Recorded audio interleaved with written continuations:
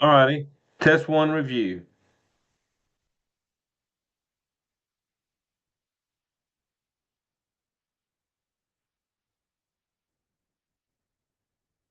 All right, y'all. So number one, they're telling me the population of the United States in 2000.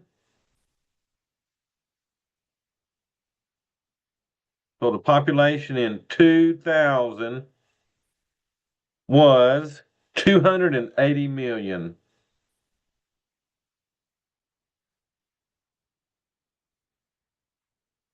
They want to express this as the number of people per square mile.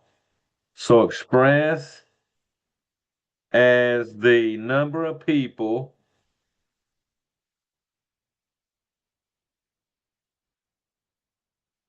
per square mile.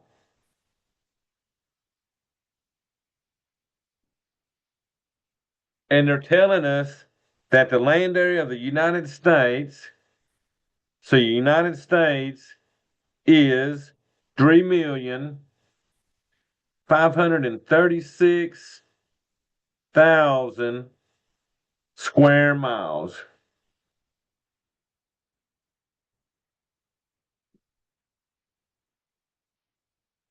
So basically, we're going to take that total amount of people and divide by the total amount of square miles, and that'll give us the amount of people per square miles. So 280 million, I'm going to write that 280 million out. So that's how many people we had. And then divide that by the area, which was 3,536,000 miles squared. So, y'all, when we divide that, we'll have the number of people per square mile. So, y'all, I'll just punch that on the calculator real quick.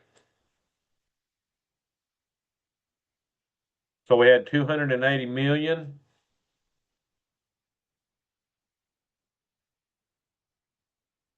And we're going to divide that by 3,536,000. All right, also when we hit enter, now we're rounding this. Looks like if we're rounding it to the nearest square mile. So that would be nothing after the decimal points on their four answers. So since that's a one after the decimal, I'm going to keep that 79. So this would be 79 people per square mile.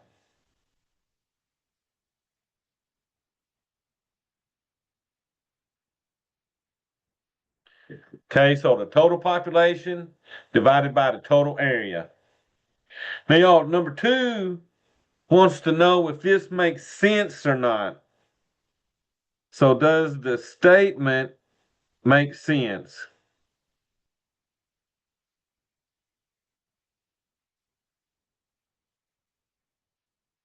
So, their statement was in her lifetime,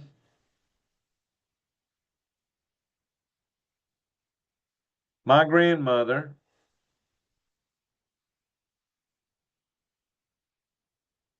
saw about 6 times 10 to the 7th hours of commercials on television.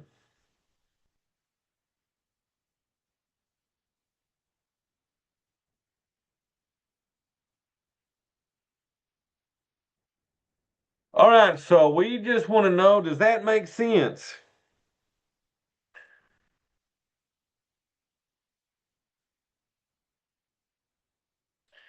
And if you remember on that chart we made, 10 to the 7th, um, that's like 10 million. So 6 times 10 million would be 60 million hours of commercials. So that seems a little bit exaggerated on that. So on that, and I went with no. Because y'all, that's a whole lot of hours of commercials, okay? All right, number 3, identify fallacy.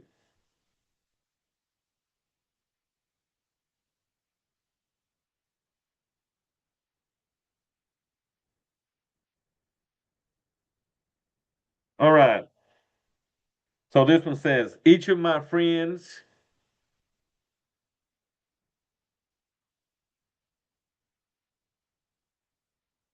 three cats catch mice. Therefore, all cats catch mice.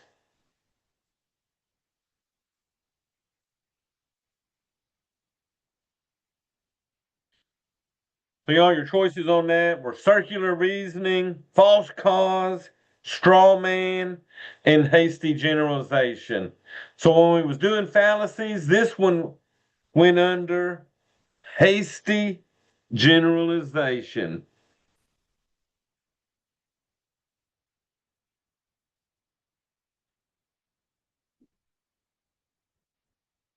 Right, just because your friends three cats catch mice, does that mean all cats catch mice? So that's what we're talking about when we talk about a hasty generalization. All right, now the fourth one will be the same thing. It's another fallacy.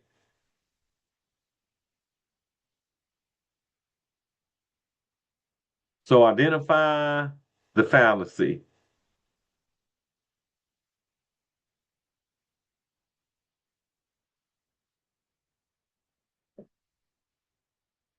All right, so when confronted with questions from the press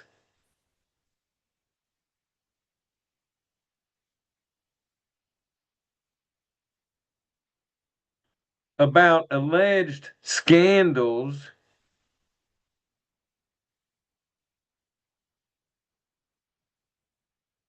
a congressman replies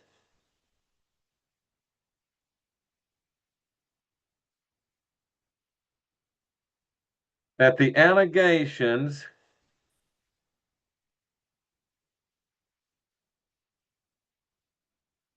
against him should be ignored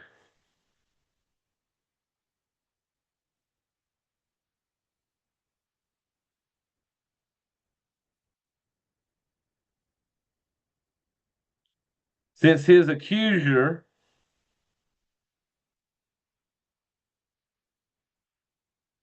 is part of a right wing conspiracy.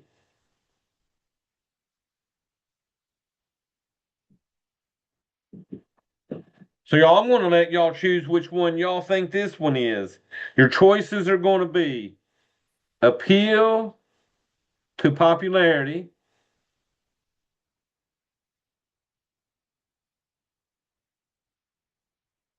personal attack, limited choice, and circular reasoning.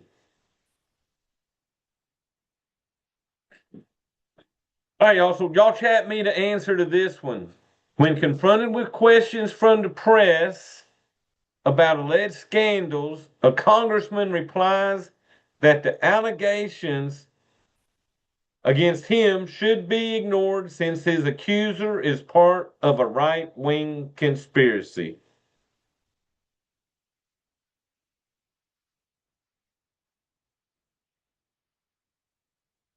All right, y'all, hang on one second. I seen someone come in. I need to check in real quick. All right, what are y'all saying? Personal attack, perfect. Y'all, that is definitely a personal attack. All right, good job.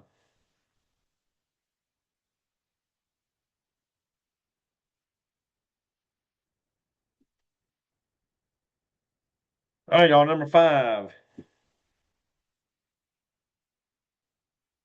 This one says, assuming that your heart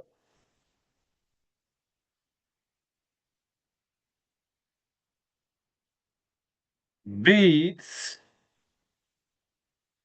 so your heart beats 70 times per minute.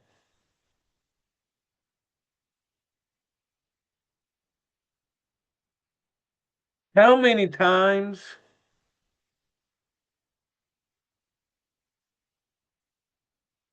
does your heart beat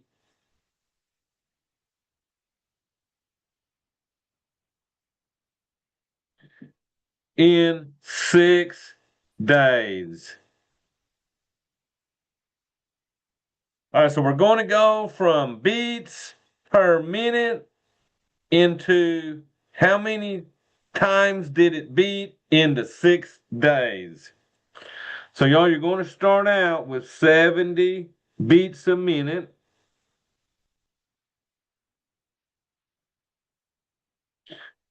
And what we're going to have to do is turn these minutes into days. And then remember, we're going to be doing it for 6 days so that when we end up, we're going to have the total amount of heartbeats, okay? So there's 60 minutes in 1 hour. So the minutes cancel. There's 24 hours in 1 day. So the hours cancel. Now remember, we did this for 6 days. So multiply that by 6 days so that the days cancel. And your final answer will end up as the number of beats that it beated.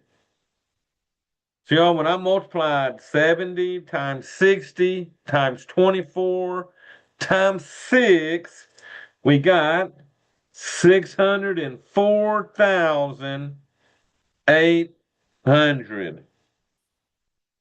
So that is how many beats we did. All right, good job, Jada. That's perfect. 604,800, perfect. So that's the trick on those. That one is to convert them minutes into days, and then remember to multiply by 6 days, because that's what it was asking here, okay? On y'all, number 6. Determine if the statement makes sense.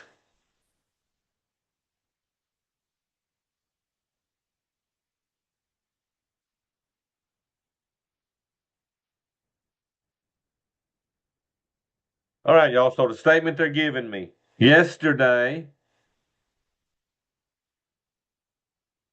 the total number of gallons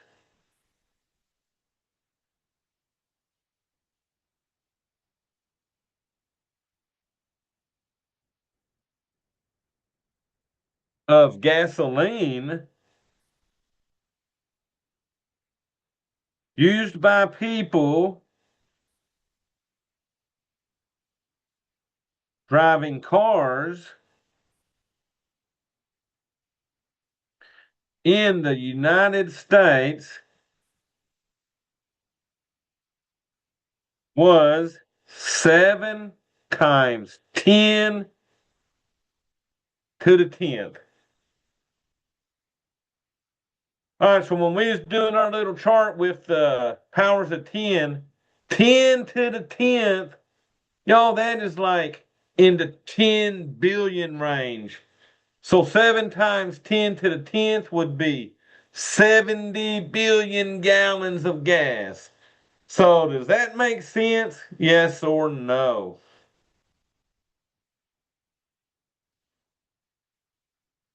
That is a whole lot of gas, okay?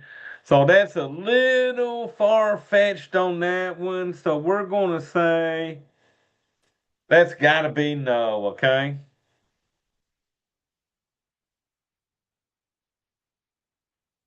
All right, now we're going to write in scientific notation.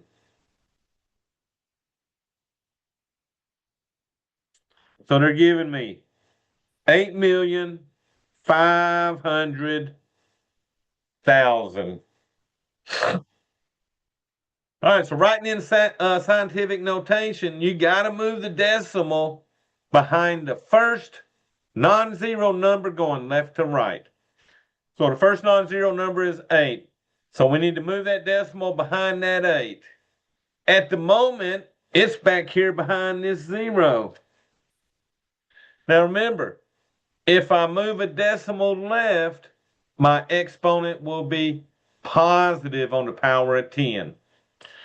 So y'all, let's move it. 1, 2, 3, 4, 5, 6.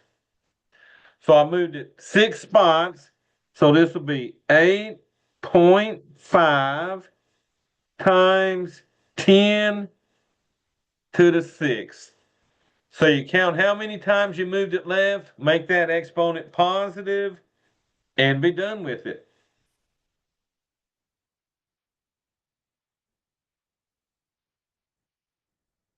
All right, number 8, we're going to convert 11 years to hours.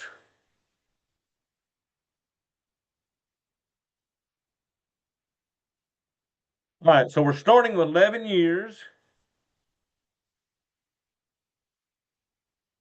And what we got to do now is turn these years into hours. So we got to keep on doing our conversions until we can get our hours, okay? So let's turn years into days first.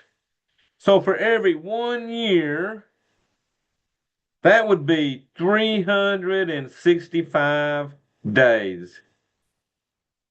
So y'all, the years cancel. Now we're in days.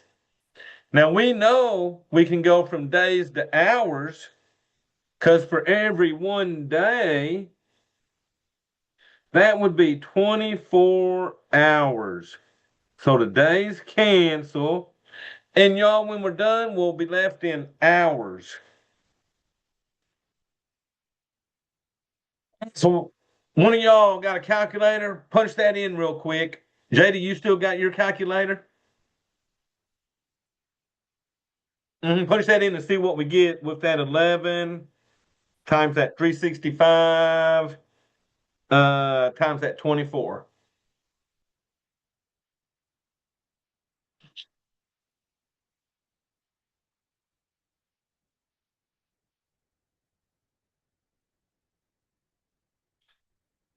Now, woo, 11 years. That should be quite a few hours on that one, right?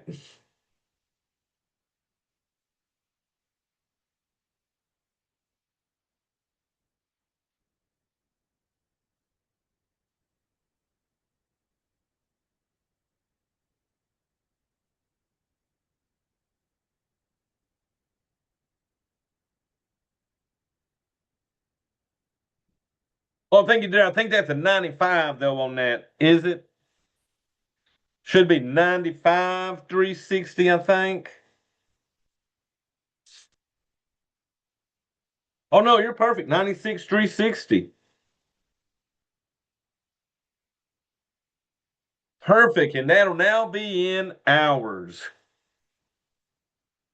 Good job.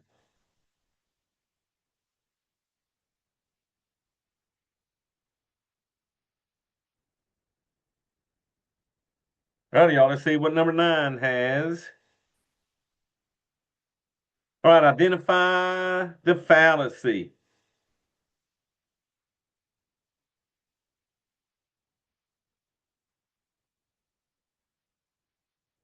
After getting new dishes,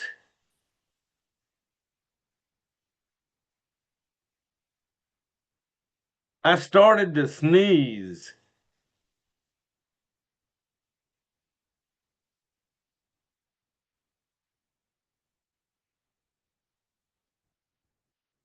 I must be allergic to the new dishes.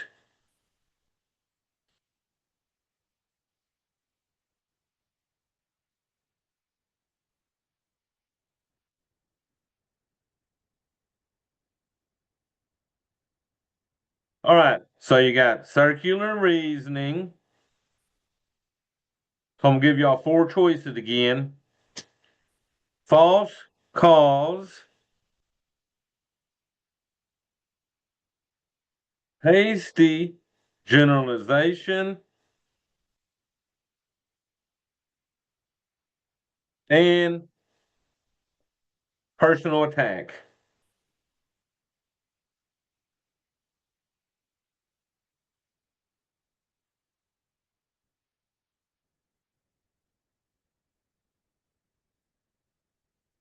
Boy, that was quick. It is definitely false cause. Good job. Right, just because you sneeze, that don't mean that the dishes are making you sneeze, okay? Y'all, good job on that. Y'all are quicker than I got that wrote down. Good job.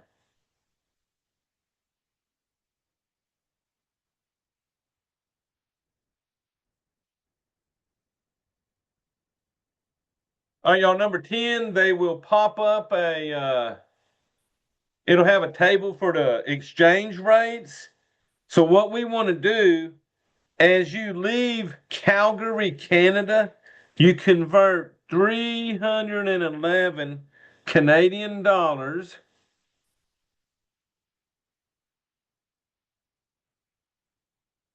to US dollars.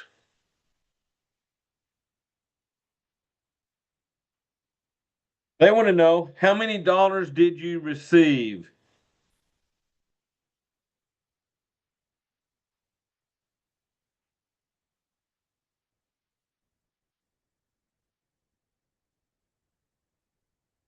Alrighty. So on this one, you find your little chart here will look like this chart right here. It'll say what currency they are. So we're in the Canadian dollar here. So now we want to know how many American dollars. So we go to the dollars per foreign, and you're going to use this 0.7828. Now you would use this one if you're going from American to Canadian. So this would be US to Canadian. This one converts it to our dollars.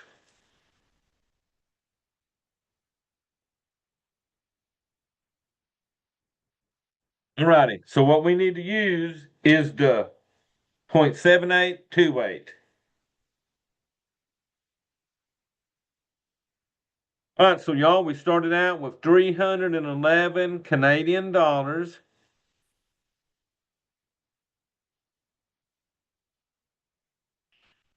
So for every one Canadian dollar, it is 0.7828 US dollars.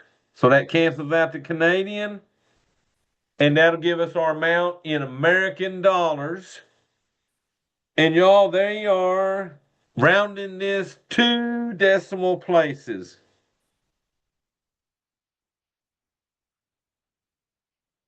So you're just going to take the 311,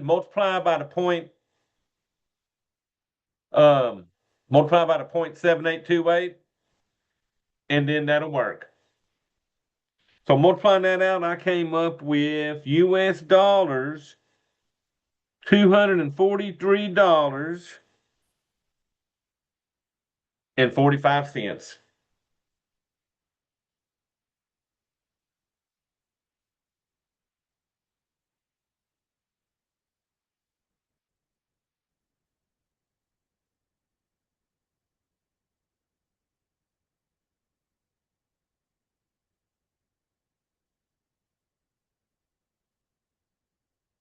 All right, so number 11. So almost halfway there.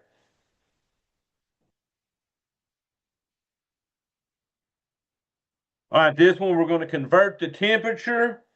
So we're going to convert negative 30 degrees Celsius into Fahrenheit.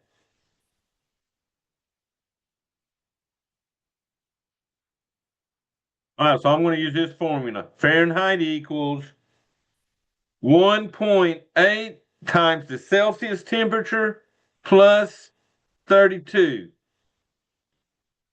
So y'all, that'll be 1.8. The Celsius temperature they gave me was negative 30. And then plus 32.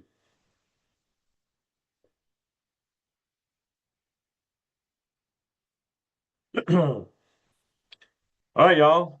What I got to do is punch that in the calculator, see what we get. When I punched that in, I ended up with a negative 22 degrees Fahrenheit.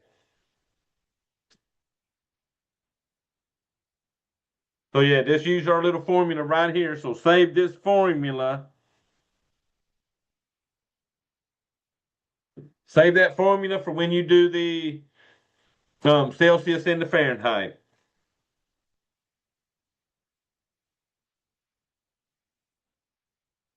All right, so number 12 is going to be a choice. You can buy hair product in a 9-ounce bottle for 81 cents.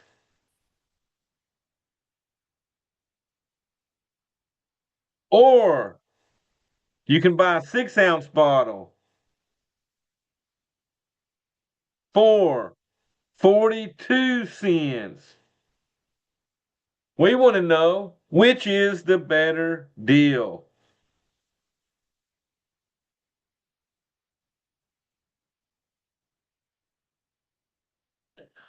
So y'all really, you're going to take the ounce, the total money, divide by how many ounces, and see what you get money per ounce. And then do that over here. Take the 42, divide by 6, and see what that one gives you per ounce. So we want to find the one that's the less amount of money per ounce. So start with your 0.081.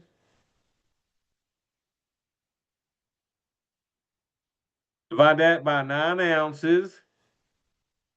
And then take that 0.42 and divide by 6 ounces.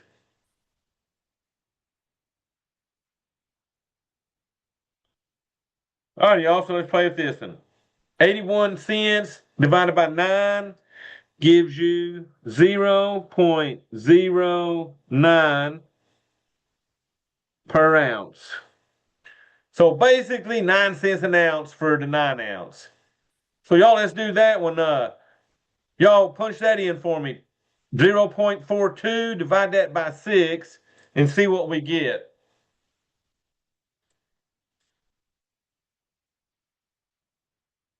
We all got 0.07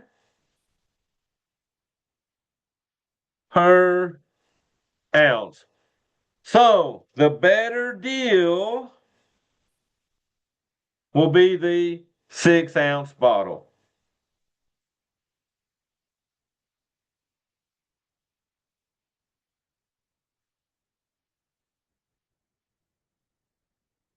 So they'll have like 4 choices. One will be 6-ounce bottles better, 9-ounce. One says they're equal, and then one says it's not enough information. Okay.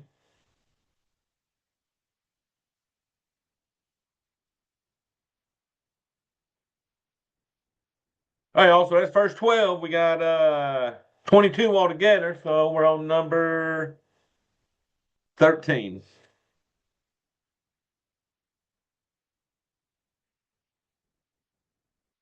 13 wants me to write a number in ordinary notation. So we'll start out with scientific and then convert it back into ordinary notation. So y'all are giving me 7.3868 times 10 to the 7th. And y'all, 10 to the 7th is almost, that's like 10 million. So you better get a really big number. So what we do Take that 7.3868. Since that's a positive exponent, I'm going to move my decimal to the right 7 places. So 1, 2, 3, 4. I got to add a 0. 5, add a 0. 6, add a 0. 7.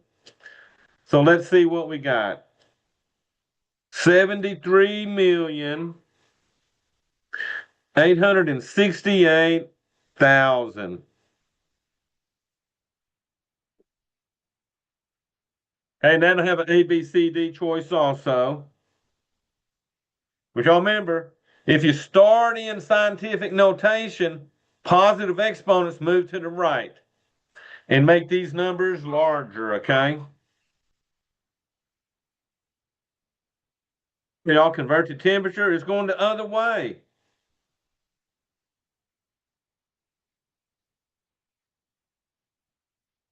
So this one's going the other way. We're going to turn 50 degrees Fahrenheit into Celsius.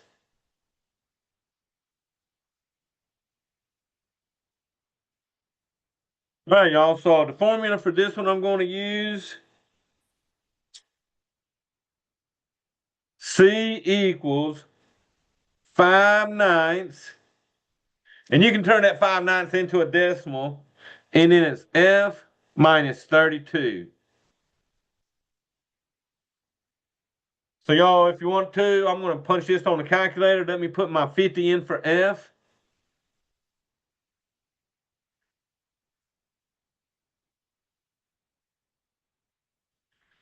And let's see what we get out of that. So on the calculator,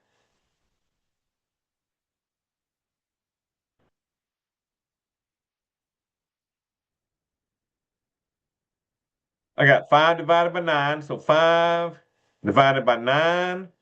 Then I got parentheses 50 minus 32. And close parentheses. All right, y'all, when we hit enter, we should get the Celsius temperature that corresponds to 50 degrees. So y'all, when I hit enter, I get 10 degrees. So that would be 10 degrees Celsius.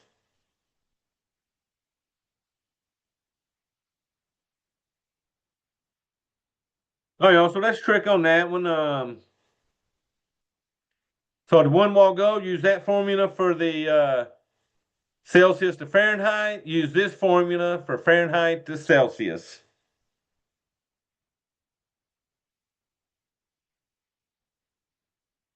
All right, now we're going to do the following operations.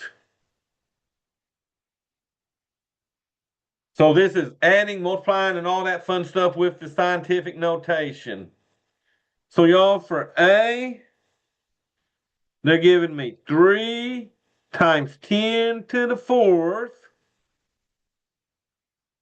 times 2 times 10 to the 7th.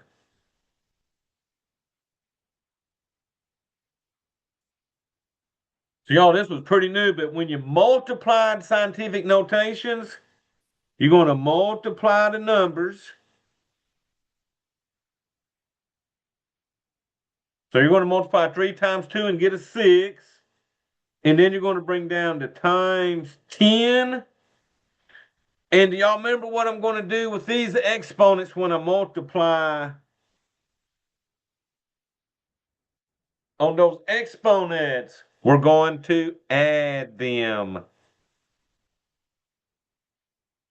So add those exponents. So 4 plus 7, that's going to give me 6 times 10 to the 11th. So it's tricky because you really are multiplying the numbers. But y'all, the rule for multiplying things that look the same, we just add their exponents and be done. All right, next you had to add 8 times 10 to the 4th plus 4 times 10 cubed. So y'all, here's the thing on adding. On adding, these need to match. So what I'm going to do, since this exponent is larger, I'm going to increase this exponent on this one.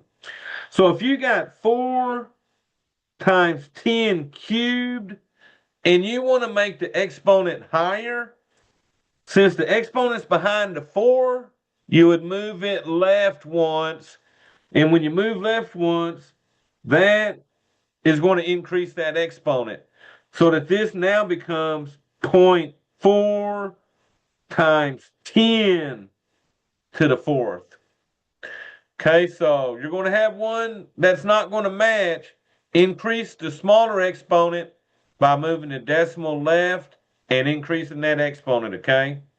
So that this now becomes 8 times 10 to the 4th plus 0.4 times 10 to the 4th. Now, the 10 to the 4th, since we're adding, the 10 to the 4th will not change. All we're changing is what we get when we add 8 plus a 0.4. Well, y'all, 8 plus 0.4 equals 8.4. And then the times 10 to the 4th part stays the same. So we cannot change the powers of 10 when we add. They will stay the same, okay? All right, so you'll probably have to convert one like I did and then get them added. All right, C. 4 times 10 to the 10th divided by 2 times 10 to the 6th. All right, y'all. So the first thing you're going to do, you're going to divide those numbers. So 4 divided by 2 gives you a 2 times 10. So what would I do with these exponents when I'm dividing?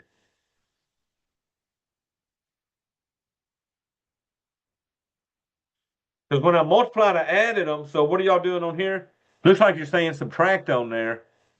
Yep. So we're going to subtract. And y'all, 10 minus 6 leaves me 10 to the 4th. So y'all, that's the trick on those. 3 operations. 1 multiply, 1 adding, 1 dividing. The only one you really got to do any work on and change is the adding, okay? Multiplying, dividing, they're pretty straightforward and go on, okay? All right, y'all, here comes a fallacy again.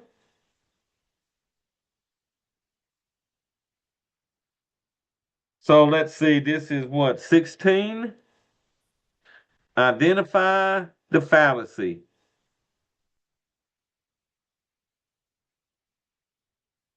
And y'all, if y'all notice, this is like the 5th fallacy we've had on here, okay? All right, a television commercial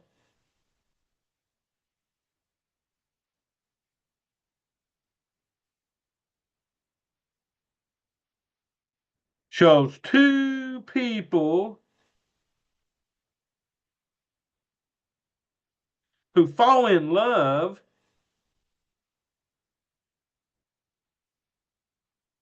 while visiting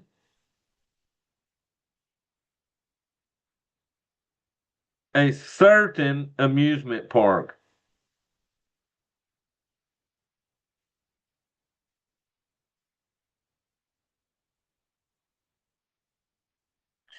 All right, I'll give you your 4 choices. Straw man,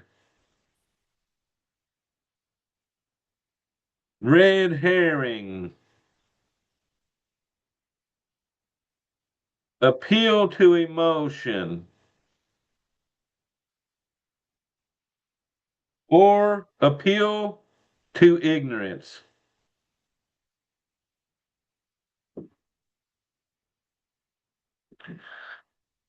And also, television commercial shows two people who fall in love while visiting a certain amusement park. Oh, y'all hit that right on the dot. Good job. That is definitely appeal to an emotion. Good job. That was like that one. Remember, they had the Michelin tire guy because so much is riding on your tires, and they were showing the baby and all that. So, all right, y'all. Here's another one for you. Identify the fallacy.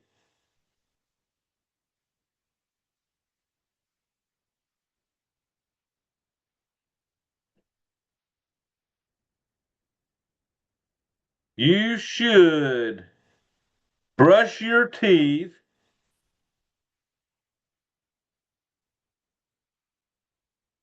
every day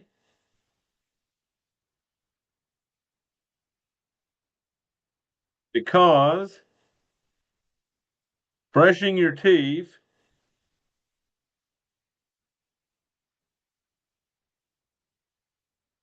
is very important.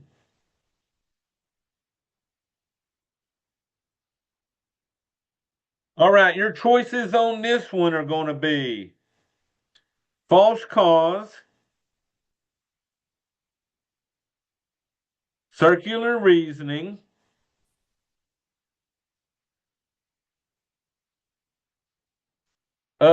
let me see what's the other two. Diversion or hasty generalization.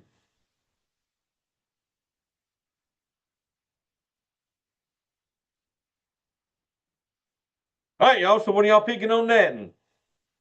You should brush your teeth every day because brushing your teeth is very important.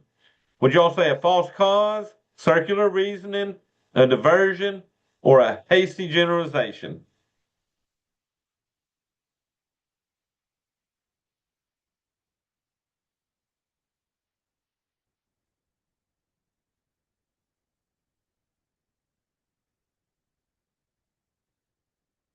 Oh, and I got both of y'all on that one.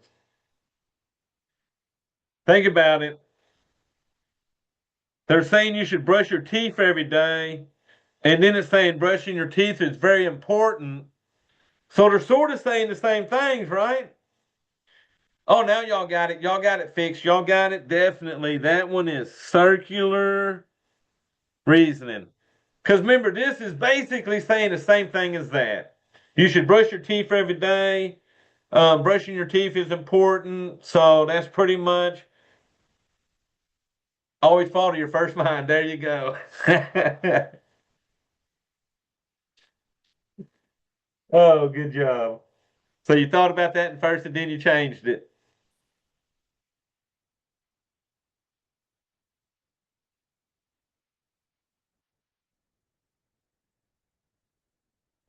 All right, a train travels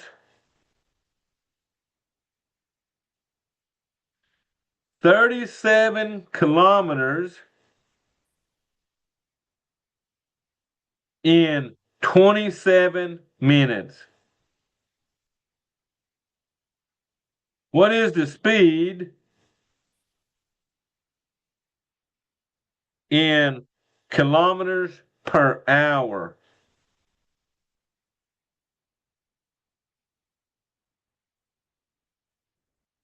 So they're giving me kilometers per minute. They want kilometers per hour.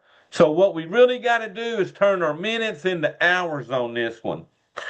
So y'all, we had 37 kilometers, which is km, per 27 minutes. Now they want this in kilometers per hour. So let's turn these minutes into hours. And we know that there is 60 minutes for every 1 hour. So y'all, the minutes will cancel. I'm going to be left with kilometers per hour. All right, so we're going to round it one decimal place. So you're going to multiply the top and then divide by that 27.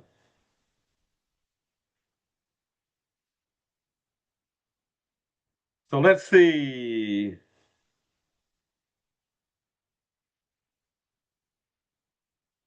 So it should definitely be higher because if you did 37 in basically half an hour, I'm expecting that to be at least double or more.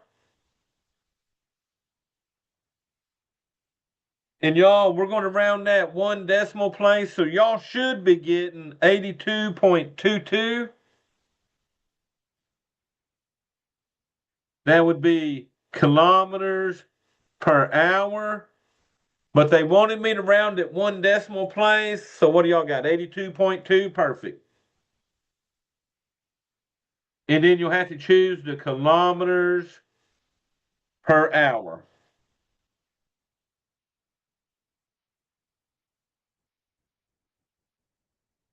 All right, y'all. So we're just going to see what this one says. A stockbroker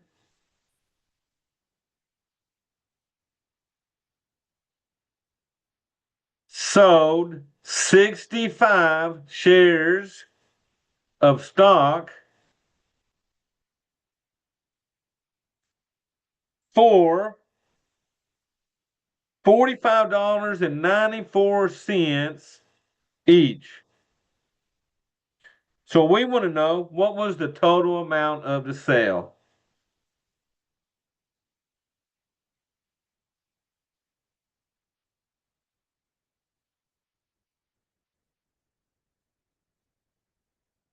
And let's see, this one, all the answers are rounded two decimal places.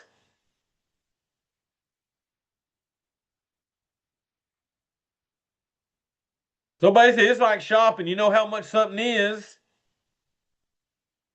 you know how many of them you're buying. So good job. Looks like you multiplied that, and that's perfectly what you got to do. Take that 45.94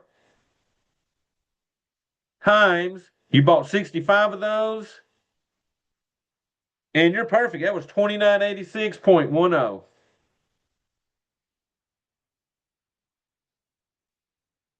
And y'all, that was a multiple choice too, so you'll find your answer right there where you need it, okay?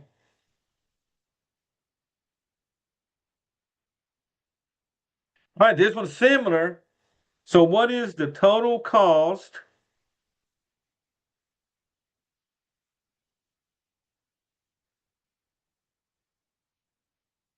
of 1.6 cubic yards of soil if it sells for $33 per cubic yard?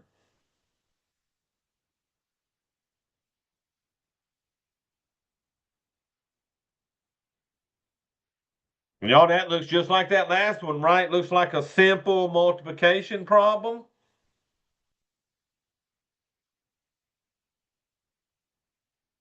So I set that up 1.6 yard cubed for every cubic yard. It was $33.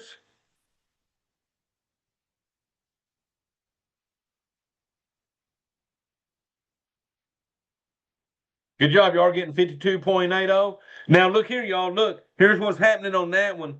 Our yards are going to cancel, and all we're going to be left with is the money. And that's what they was asking for, right? What is the total cost? So remember, that's going to be in money. So that was what y'all get, 52. Let me see that one. I took the whole thing, so I'll do the 52.80. Good job.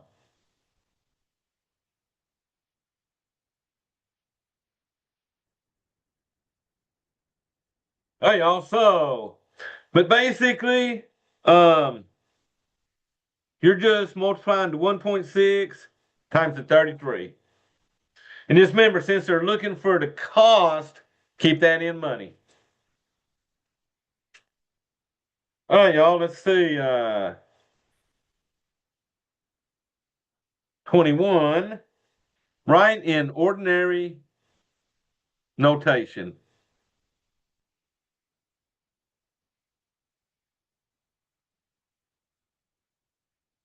Okay, so they're going to give me scientific again. 2.76 times 10 to the third. So y'all try that one and see what y'all get for me. Turn that 2.76 times 10 to the third into ordinary notation.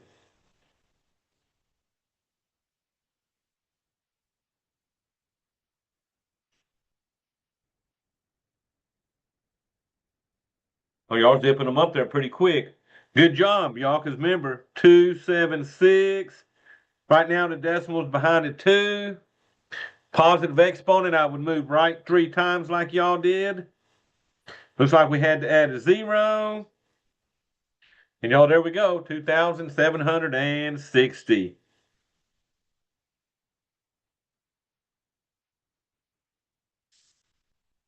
That was the ABCD choice also. Hey, y'all, my last one. They want us to convert 96 kilometers per hour to miles per hour.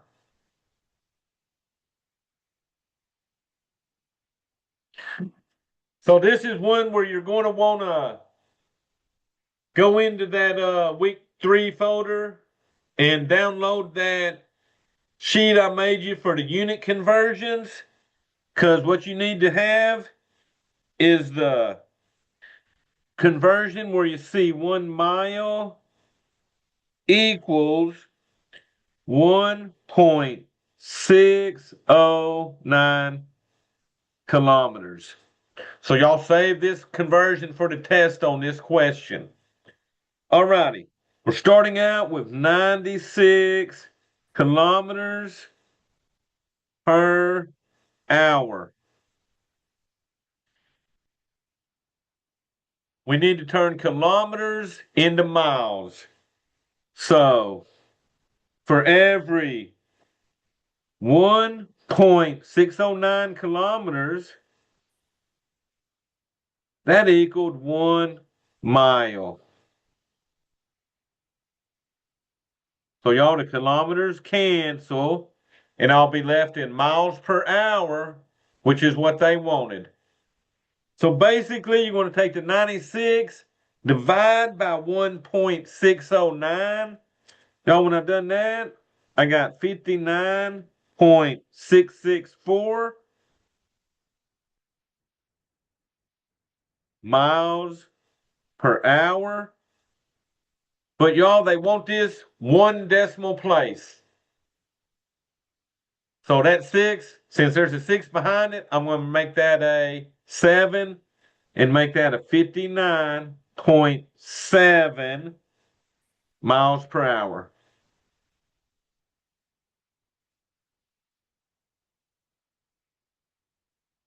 Um,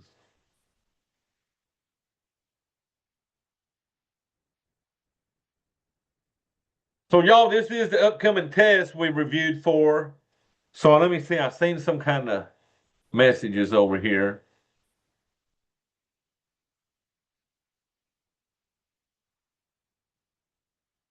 All right, so y'all, here's your choice. I think I got the test due like the 20 something. Let me pull that up real quick.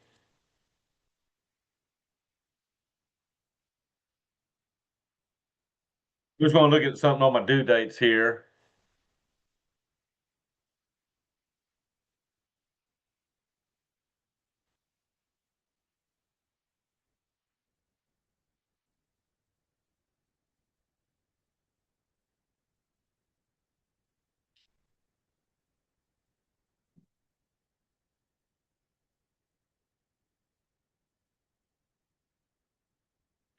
I think you're right, Jada. I can't remember, was it Tuesday or Thursday on that? So, all right, I'm almost there. I'm in the Blackboard finally.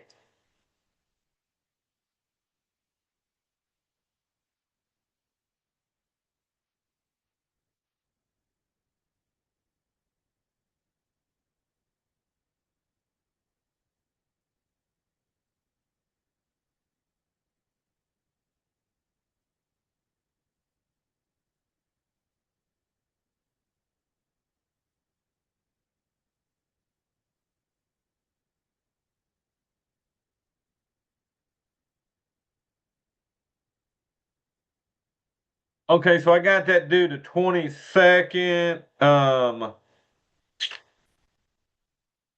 So let me see.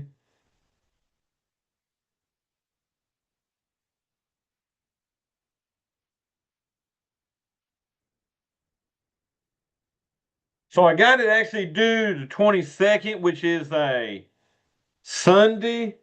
So what I'm going to do, the Thursday before will be the 19th. So if you're not able to get the lockdown browser downloaded and everything on Thursday, the 19th,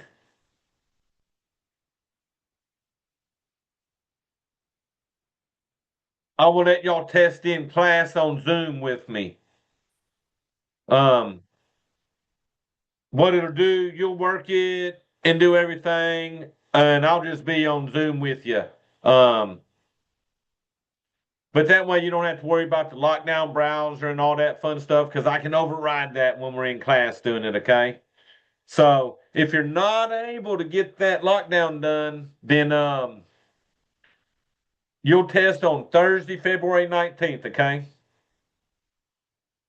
Now, if you already do the test, if you've already done the test, then Thursday, February 19th, I'll excuse you and count you as present as long as you've done the test.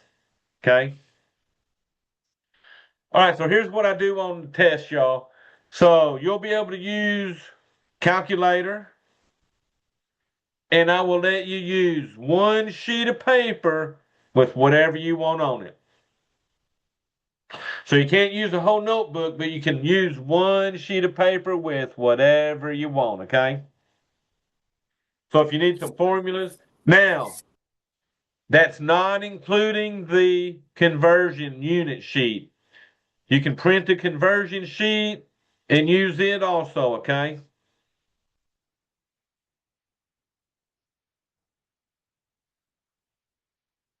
Um, no, I'm not really. If you just punch stuff on the calculators, that's cool. If you want to show work, that's cool. Um, Mr. Mr. Ratha, I got a question. Don't we have some homework coming up on this Sunday? Don't we got so, homework due this Sunday? so this Sunday you had 3B due. Okay, okay. I was just making sure. The one we did the other day, remember, with the scientific notation. Yeah. Okay. Okay.